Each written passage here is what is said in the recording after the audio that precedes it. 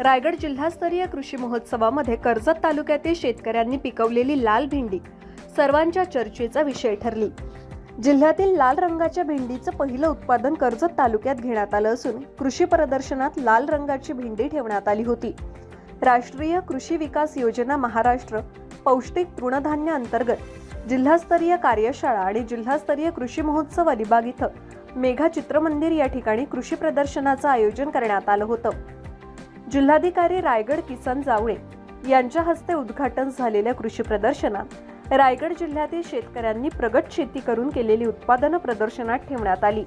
या कृषी महोत्सवामध्ये कर्जत तालुक्यातील आरडे येथील प्रगतिशील शेतकरी नवनाथ शेळके यांनी त्यांच्या शेतात नाविन्यपूर्ण आणि बाब म्हणून लाल भेंडीचं उत्पन्न घेण्यात आलेलं होतं।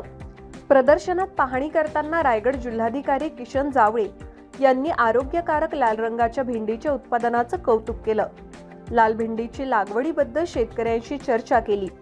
रायगड जिल्ह्यात प्रथमच असा प्रयोग कृषी विभागाच्या माध्यमातून घेण्यात आल्यानं लाल भेंडीबाबत जिल्हाधिकारी जावळे यांनी शेळके यांच्या उपक्रमाचं कौतुक केलं। लाल भेंडीचं उत्पादन घेण्याबाबत उल्लेखनीय कामगिरी राष्ट्रवादीचे नेते सुधाकर घारे यांनी सुद्धा त्याबद्दल शेतकऱ्यांचं कौतुक केल्याचं दिसून येत आहे। तसंच सुधाकर घारे यांनी त्या शेतकऱ्यांचं कौतुक आणि सत्कार केला।